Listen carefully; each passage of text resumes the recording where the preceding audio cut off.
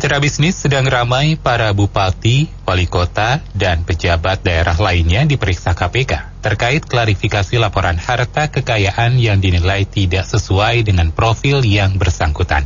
Aksi ini mulai mencuat sejak netizen beramai-ramai memperhatikan gaya hidup para pejabat dari medsosnya. Apakah pemeriksaan ini efektif dan bisa memangkas aksi korupsi di Indonesia? Businessman Opinion kembali hadir. Line telepon kami 633-9160, WhatsApp call 0816-924-924. Pertama, kita apresiasi atas peran warganet warga Indonesia yang peduli di dunia sosial media dalam mencermati pola hidup para pejabat publik. Nah, bagi para pejabat publik sendiri, baik itu lurah, camat, wali kota, bupati, kepala dinas, gubernur, menteri, ketika Anda memilih profesi sebagai pejabat publik, maka konsekuensi kepublikan itu sendiri ya harus diterima. Di mana salah satunya adalah pertanggungjawaban secara publik, termasuk pertanggungjawaban perilaku, moral, dan juga finansial. Bahwa kalau Anda wali kota, misalnya gajinya 150 juta, orang akan cocokkan orang yang gaji 150 juta satu bulan, apa pantas punya pesawat misalnya, jet, atau punya rumah seharga 100 miliar, dan seterusnya. Nah, oleh karena itu, bagi pejabat publik yang saat ini sedang menjabat, kepala dinas, gubernur, dan seterusnya, yang tidak kuat dengan monitoring yang dilakukan oleh warganet, mungkin lebih baik secepatnya pindah menjadi entrepreneur, masuk ke dunia korporasi, ke dunia private. Tidak lagi berada di pejabat publik. Termasuk anggota legislatif, itu juga jabatan publik. Buat masyarakat warganet, tentu ini sebuah kesadaran kolektif yang cukup bagus dan harus diagresifkan lagi. Namun supaya dia jangan menjadi hanya menjadi sebuah wacana-wacana, maka harus ada jalur hukum. Oleh karena itu mungkin Polri bisa mempermudah bagaimana pengaduan LP, pembuatan laporan polisi, formulir A maupun formulir B itu dipermudah secara online. Sehingga kalau saya misalnya menemukan ada lurah di sebelah rumah saya punya Lexus dan saya pikir tidak match dengan income-nya, maka itu tidak hanya menjadi isu dan salah-salah bisa menjadi kepo, orang bilang kepada si lurah, tapi saya bisa melaporkan itu ke polisi. Karena kalau lapor ke inspektorat atau ke auditor institusinya ya kadang-kadang juga perilakunya mirip-mirip. Oleh karena itu bagaimana, karena saat ini polisi sudah sangat memfasilitasi dengan online, bahkan buat SIM, buat STNK itu bisa secara online.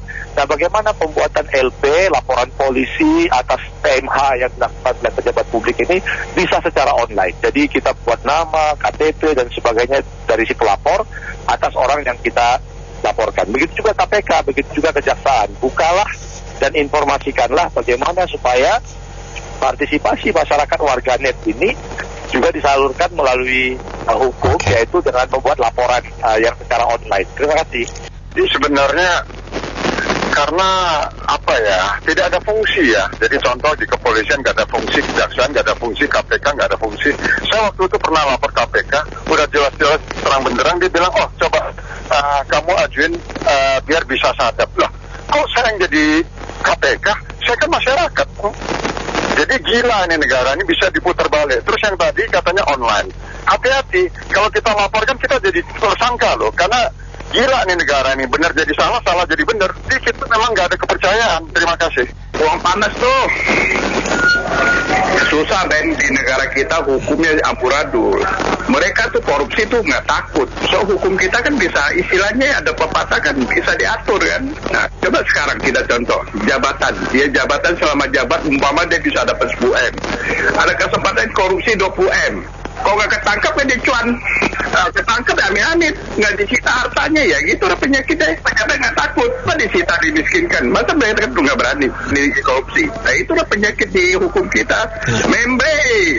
Aturannya kalau mau diperiksa diem-diem, ada bukti baru dipanggil, dihukum. Sekarang mereka nggak mamer, taunya dari mana mereka korupsi. Jadi sebetulnya menurut saya biarinin aja mereka ini mamer-mamer, jadi ketahuan kan. Nah KPK diam-diam memeriksa akun orang itu. Begitu saja. Harusnya sosial media sebenarnya buat cadangan bukti aja sih dari KPK. Sebetulnya KPK dari awal itu sudah bisa mengecek semua nama-nama di LHKPN, atau dia punya KPK itu independen, superpower, dia bisa akses kemana saja bisa masuk. Jadi kalau ada rekening-rekening yang memang membingungkan atau aneh-aneh, harusnya sih nggak perlu pakai dari data sosial media ya, itu sudah bisa. Itu superpower, gitu aja sih. Iya, ini lagi rame nih pejabat-pejabat termasuk KPK ya bertindak setelah viral. Mestinya kan nggak begitu ya. Mestinya kan nggak begitu dong. Tugas tanggung jawab dia memang udah nggak perlu pakai viral baru kerja gitu kan. Nah, yang sebenarnya harus dicermati juga mengenai ini nih. Sebenarnya ini kan rahasia umum ya.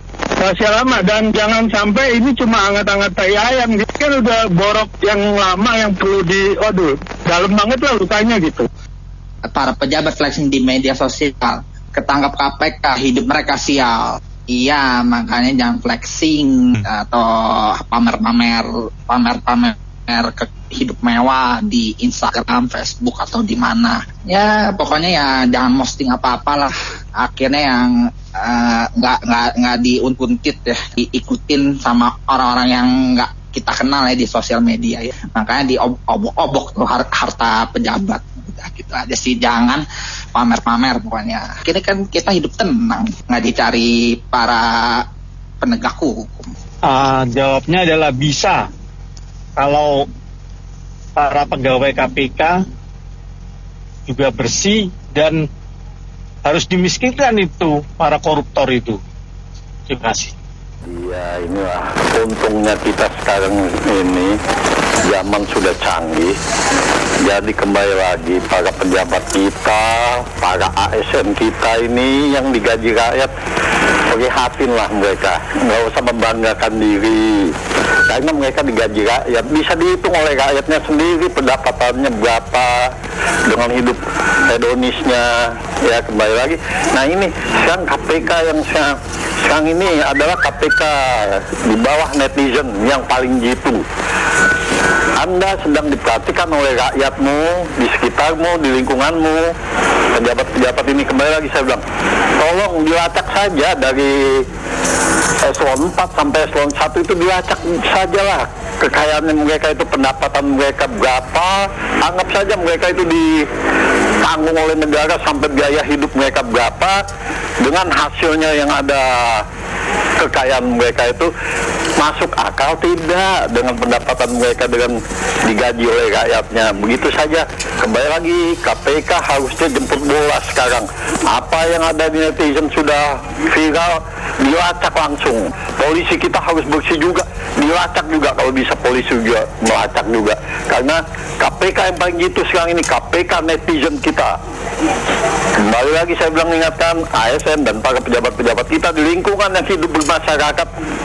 Kehidupan Anda itu dimonitor oleh rakyat sekitar di lingkungan Anda itu. Dapatan Anda, dengan gaji Anda, dengan kekayaan Anda itu, rakyat sudah bisa menghitungnya. Begitu saja, makasih. Assalamualaikum. Oke, klarifikasi LKHPN ini kan dibuat karena ada seseorang pejabat yang melakukan flexing kemewahan di medsos. Seperti dilakukan oleh Kepala Dinas Kesehatan Lampung itu, ibu siapa kemarin diperiksa di Gedung Merah Putih KPK. Dan kalau dikatakan ini efektif atau tidak membasmi korupsi, saya rasa tidak. Mengapa? Sebenarnya awal pejabat itu kan melaporkan harta kekayaan negara itu awal dia menjabat. Dan saya rasa untuk membasmi korupsi ini hanya satu, itu undang-undangnya harus diputuskan atau disahkan tentang perampasan hak harta yang pejabat yang melakukan korupsi. Dan lebih parah lagi mungkin hukuman mati. Oke, thank you, terima kasih. Pak Jokowi juga nanti tolong bikin e-budgeting tuh, itu penting tuh e-budgeting. Supaya kita tahu APBN, APBD itu keluar masuknya uang segala macam itu tahu. Bisa, kalau bisa bukan e-budgeting tapi di-upload gitu di media sosial supaya seluruh rakyat Indonesia bisa tahu. Itu pengawasan paling penting. Terus yang kedua, segala sistem keuangan tuh di pemerintahan jangan pakai cash, dari paling atas dari presiden sampai kepala desa pakai payment online gitu atau e-banking atau apa gitu ya. Sistemnya jangan lagi pakai cash, itu paling tidak mencegah korupsi. Dan kalau yang diperiksa KPK itu yang masuk di Facebook apa semua pejabat, jangan yang hanya di Facebook aja. Kan juga ada orang nggak nampang tapi dia diam-diam nyolong, itu juga lebih bahaya. Biasanya yang begitu lebih banyak nyolongnya. Saya ada punya bibi tinggal di Bekasi, daerah Bekasi. Saya nggak sebutin lebih detail ya itunya apa TKP-nya. Dia itu daerah elit. Bibi saya ini apa istilahnya ketiban hoki karena kawin dengan paman yang direktur dari sebuah perusahaan join dengan Jepang, jadi gajinya gede, jadi bisa beli sesuatu yang mahal di daerah Bekasi.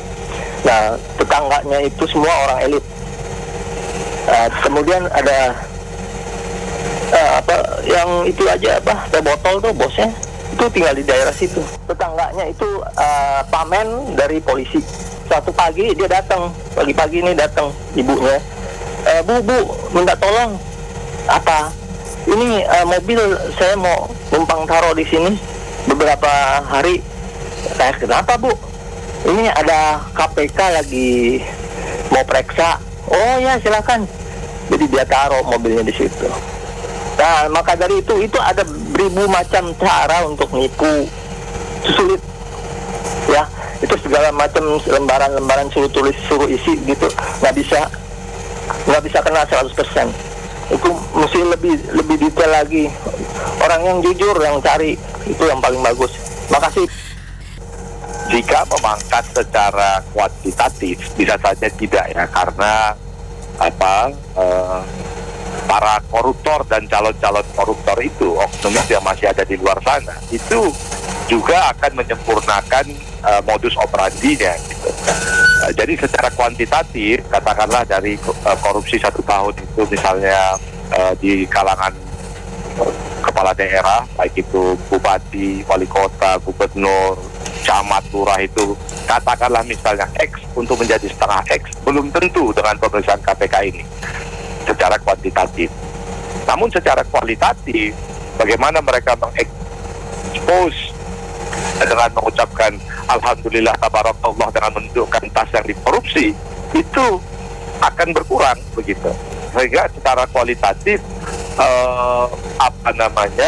aksi-aksi untuk hidup hedonisme ini bisa berkurang. Saya pikir itu berkurang setengahnya cukup besar untuk bisa membuat yang lain itu berpikir berkali-kali agar jangan berperilaku hidup hedon. Tetapi di sini saya sebagai masyarakat menyampaikan, mohon jangan hanya KPK yang bergerak, tapi kejaksaan dan inspektorat di masing-masing instansi juga memperhatikan unsur etika dan unsur pidana yang timbul dari pidana korupsi. Buat masyarakat, mari kita follow semua medsosnya pejabat, dan jika di situ ditemukan ada potensi PMH, perbuatan melanggar hukum, ya kita laporkan kepada pihak yang berwenang. Terima kasih. Oke, sekarang sih sebenarnya karena dibantu medsos ya, harusnya sih KPK sudah tahu gimana caranya menelusuri semua pejabat-pejabat di seluruh Indonesia. Gampang, dia punya sistem, dia punya cyber, dia punya jaringan lebih kuat. Harusnya nggak perlu media sosial ya, inisiatif dan inisiasi sendiri aja. Tanggung jawab seorang KPK menjaga keuangan negara. Itu aja sebenarnya diperkuat KPK-nya. Dan sekarang dari dalamnya KPK ini sekarang sudah kurang independen ya. Hanya memilih kasus-kasus besar saja, seperti itu. Menurut saya bisa efektif bisa tidak ya, karena begini, sudah ada 2 lembaga, LHKPN dan lembaga lain yang memeriksa keuangan para pejabat negara. Tapi justru si LHKPN dan lembaga lain ini kalau dikasih laporan si oknum ini tentang keuangannya dan aset dia yang katanya dimiliki, dan percaya begitu saja. Ternyata begitu viral dan diusut oleh aparat penegak hukum, ternyata tidak sama yang dilaporkan dengan apa yang dimiliki. Jadi ini terjadi penipuan berkali-kali dan otomatis rakyat kecewa kinerja LKPN dan sebagainya. Kalau ini dilakukan lagi, jawabannya ada 2, bisa efektif bisa tidak, kemungkinan seperti itu. Terima kasih. Kita ini ada diksai sama pejabat-pejabat yang luar biasa, bukan namanya pelayan rakyat ya seperti itu. Malah kayaknya ada hidup mewah-mewah aja dipamer-pamer. Sebenarnya apa bagusnya sih dan apa yang bisa didapat nih dari kita sebagai rakyat? di sana aja rakyat pada sengsara. Tapi pejabat-pejabat hidupnya enak-enakan. Pajak ini bukan buat membangun kota atau buat membangun negara, ya buat ibaratnya seperti perawat para tikus-tikus gitu. Makasih. Ya, saya mau mengomentari masalah korupsi. Tapi topik yang sudah lama dan belum ada ujung selesainya hingga saat ini.